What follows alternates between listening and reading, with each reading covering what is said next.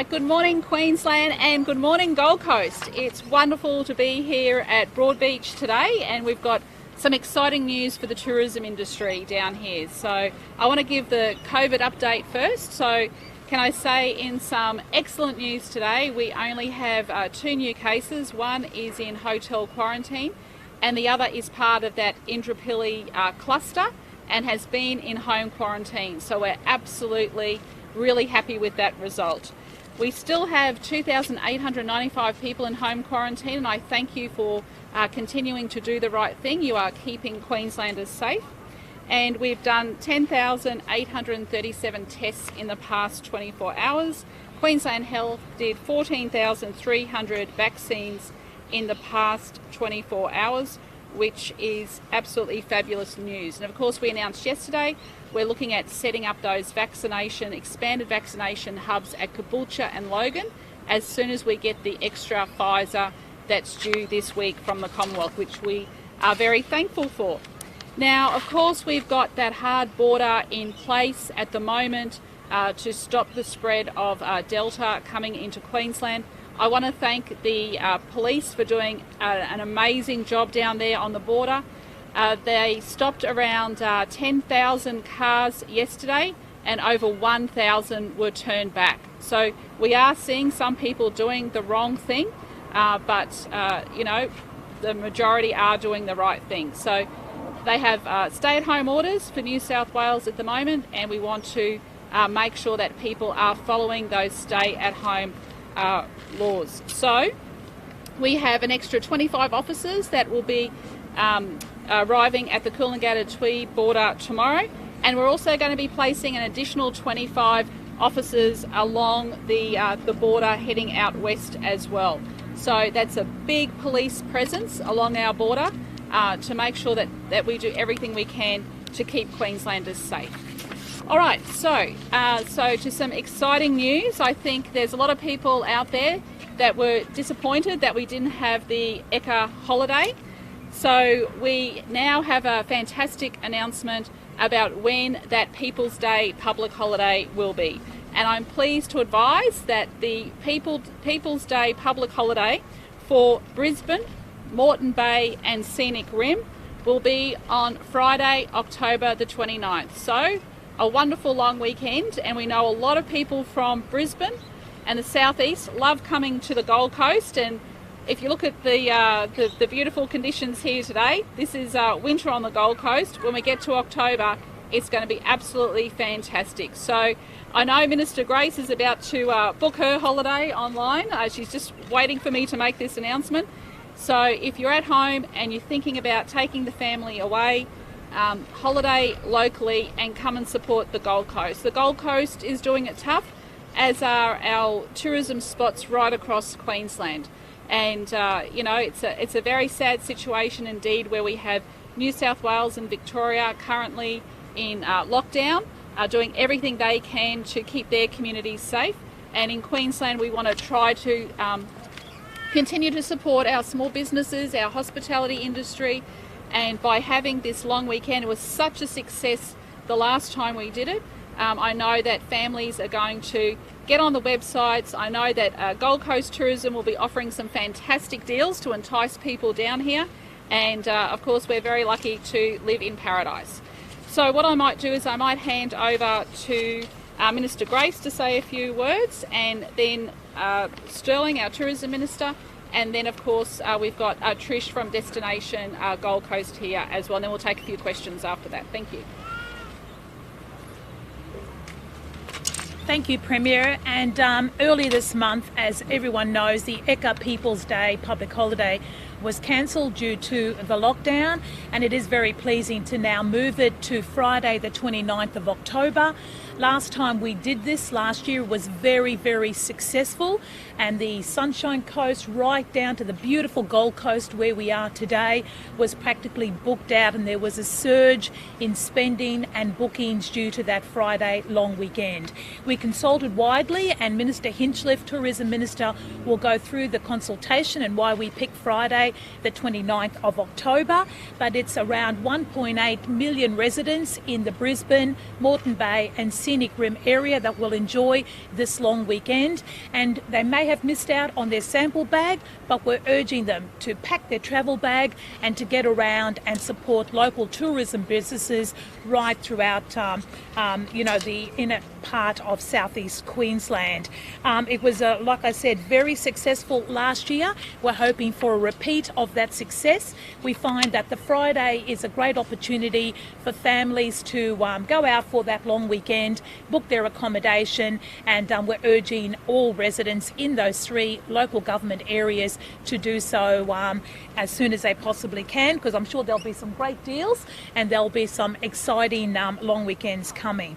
We've explored all dates to make sure that we landed somewhere well, and Cabinet decided that this date was the most appropriate when you take into account September school holidays, the long weekend in October that rolls into the September school holidays. It is around student exam time, but with this amount of notice we can easily accommodate for the exams on that Friday, and we took into account a lot of different events, and we think this weekend is going to be very exciting and families to enjoy a time away from home. Book early, make sure that we support our local businesses and tourism sectors, and as I said, don't worry about the sample bag, pack the travel bag and away we go. Thank you.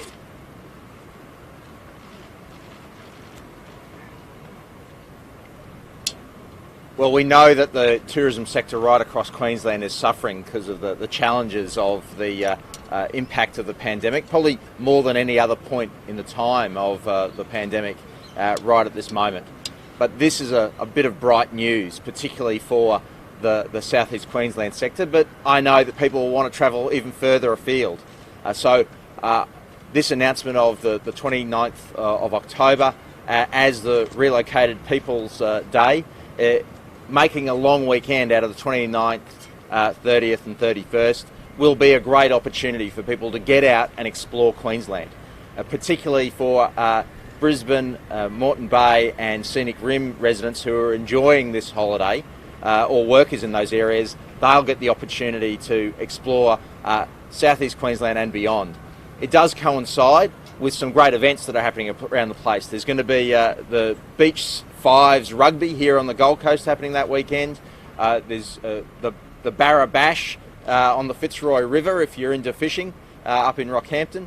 Right in the heart of the city you can fish for barra. But there's also other events like the Noosa Triathlon, which are already scheduled for that time, which might see people extend their stay in those parts of the world. Also the Granite Belt Arts and Craft Trail. So a great opportunity to get out and about right across Queensland. And of course it's at the tail end of the whale watching season, but an opportunity to go and see everything that Queensland has to offer. So I encourage people to learn more about how they can support the tourism industry and the visitor economy and the hospitality industry in Queensland over that period.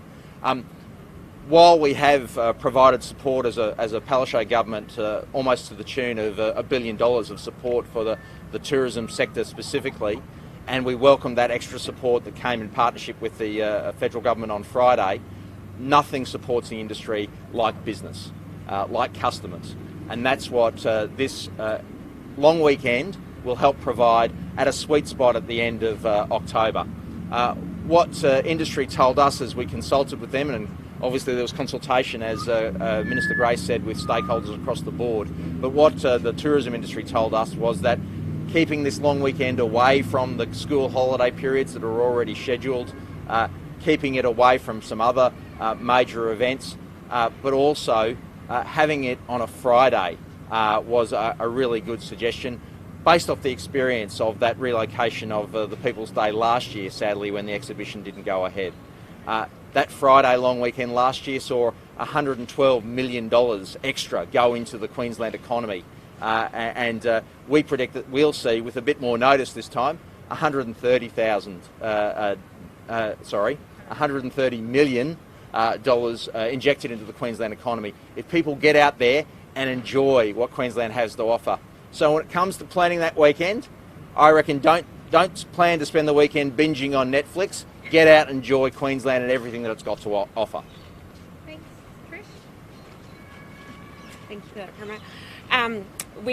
This is obviously welcome news from the Premier, the ministers and the Queensland Government this morning on the People's Long Day weekend. We know from last year that this was a highly successful weekend where our accommodation was at capacity, our tour operators and small businesses were full, and our hospitality industry benefited significantly from the announcement. It is such great news and gives us some hope as well after what we've been through over the last 18 months, let alone last 2 months. We know that this is a tourism industry that's taken a $3.2 billion hit because of COVID. In the last 2 months alone, we've lost over $500 million. So the fact that the Queensland Government is now giving us an opportunity to regain some of that is welcome news for our industry, especially as well on top of the $600 million package that was announced just last week. So welcome news. We're grateful and appreciative, and I can tell you from a Destination Gold Coast point of view, we'll be working closely with the government and the City of Gold Coast to make the most of it, because where else would you rather be than the Gold Coast during this long weekend? Thanks, Trish. We're happy to take a few questions. Premier, will you stick to the National Cabinet decision that lockdowns will be over once we get a vaccination rate of 80%? There's still the discretion that some lockdowns are able to be done in specific areas, but that Doherty research starts from the premise that Australia's in a similar situation with very little COVID. That's not the situation at the moment. So I absolutely support National Cabinet. We are working through those issues, and we are not at 70% or 80% yet. We're not there yet, but you will see a day when we reach that target and we will be able to stop having these lockdowns? Well, it doesn't say we're not going to have lockdowns. It says that the lockdowns will be minimised. But we're hoping to have more restrictions once we get to that 70 and 80% because people will be vaccinated. Police told us yesterday, Premier, that they were concerned about this new rule coming in on Friday where they're going to be asking drivers about the vaccine and if they've had that first dose. Do we know yet how they're going to police that or what sort of proof they are going to ask the drivers? The Deputy Commissioner and the Chief Health Officer are working through those issues today. They have until Friday to sort that out. There has been some confusion. I heard that there was an issue where a nurse thought she had to have the 2 vaccinations. You have to have like one of those vaccinations, your first dose. Do we see a vaccine passport being introduced, not just for this rule that's coming, but maybe months to come when it comes to going to a concert, going to a football match, things like that?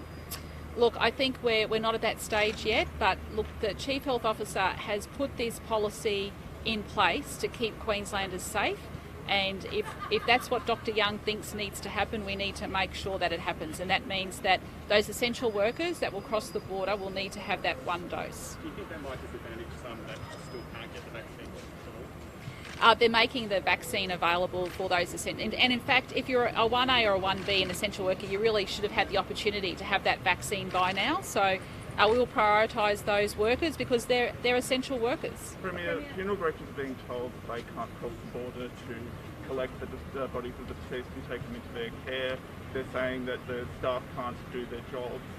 Are they going to be reconsidered as essential workers? And what's your message to that industry and the people who are affected? Yeah, look, I haven't heard about that. Of course, the exemptions unit through Queensland Health will look at those issues very closely. Tragically, when people pass away, we need to make sure that the funeral directors are able to carry out their business. So look, I'll pass that on to the exemptions unit. Are hotel quarantine workers required to be vaccinated? Yes. Yes, my understanding, yes. We understand there was some significant delays for hospital workers attending hospitals crossing the border yesterday. Just wondering if there's anything that's being done. Look, there are going to be some delays, and for the people south of our border and also people on that that border community, that border bubble. New South Wales has a stay-at-home order, so people in New South Wales should not be travelling. We want to see minimal disruption. I heard that there was some easing along the highways yesterday, and of course we always see these issues arise when we do have in place these strict border measures, but they are essential. They are keeping Queenslanders safe. We have seen the Delta virus spread across New South Wales. We know it's been detected in sewage. It's creeping north.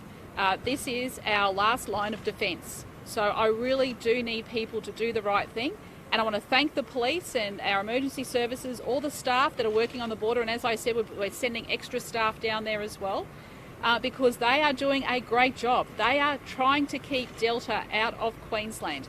Now, if there's something that's going to cause a lockdown, it's going to be if Delta escapes into our state. So I really need Queenslanders, if you have any symptoms whatsoever, to go and get tested. And can I just say too, like, I'm looking around here, there's a lot of members of the public. They're all doing the right thing. They're wearing their masks, and I really want to thank Queenslanders for doing the right thing. You are keeping the whole community safe by wearing the masks and doing the right thing. Premier, the one dose policy, is that just for workers coming in, or is that also for people, for example, coming to get health care or take care of a vulnerable? My understanding it's for essential workers, but I'll check that for you. And if that rolls out okay, are we able to maybe re-expand the definition of essential workers and start getting teachers back over the border as well? As we know, we've seen in that last outbreak, we saw that the Delta was actually spread very quickly in our schools. So at the moment, those teachers are at a stay-at-home, and they will continue to stay at home under the New South Wales policy. Premier, are we heading in the direction of a vaccine passport or vaccine certificate for people just for everyday life? I mean, this seems to be the start. I think there are issues that need to be canvassed at National Cabinet. That's a very good question that you raise. And we are seeing different parts of the world put in place different policies. We don't have the final answer. I think we have to look at what's happening around the world, what's working, what's not working, and come up with a solution that suits Australia. Are you comfortable with the Office of Independent Assessor going out to journalists, and do you think there needs to be a review of my understanding is that the Attorney General is looking at that. Yeah, looking at the review. Yeah, we heard from the Tweed Mayor today pushing for that border zone to be pushed towards the Tweed River. Yeah, that would make life a lot easier for our police. It would make traffic flows a lot easier. I know that the health ministers are in communication about that, and I plan to follow that up with a formal letter to the New South Wales Premier.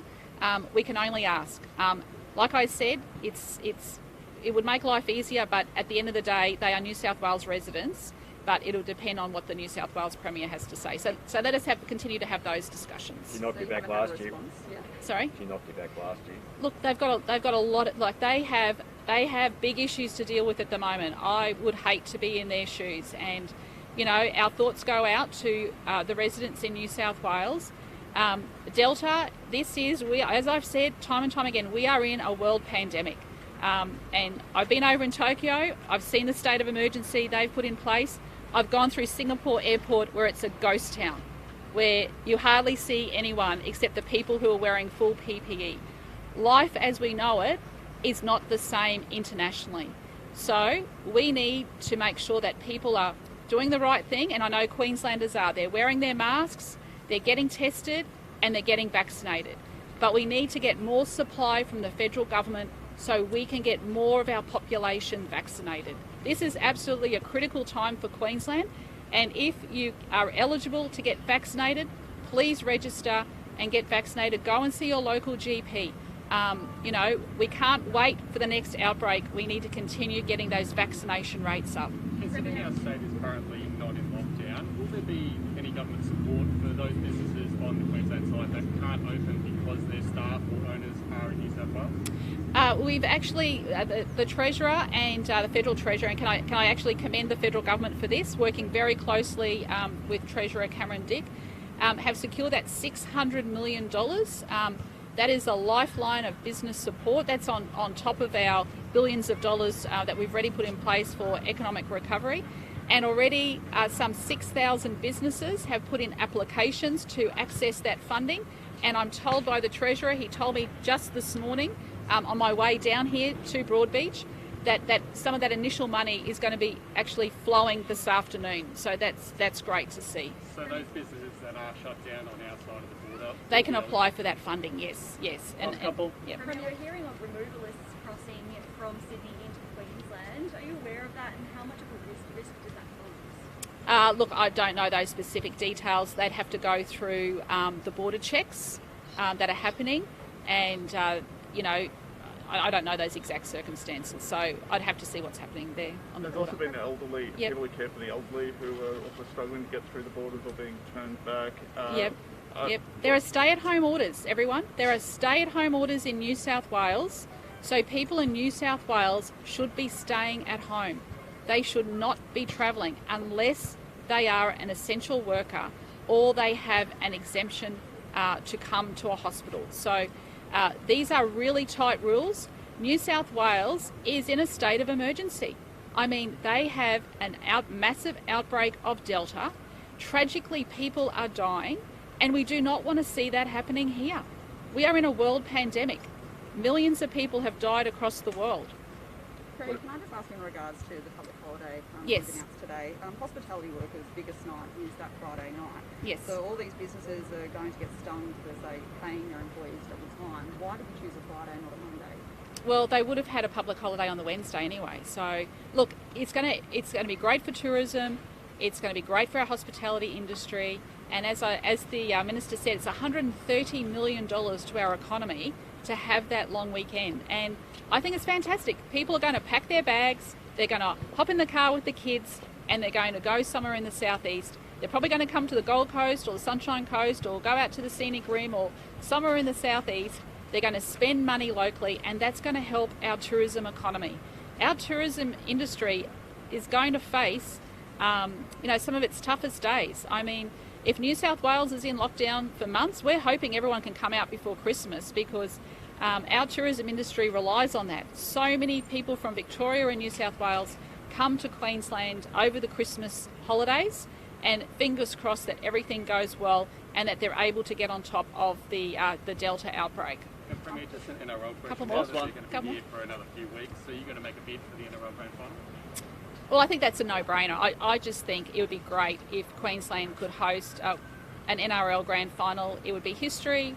We hosted the AFL Grand Final last year. That was history.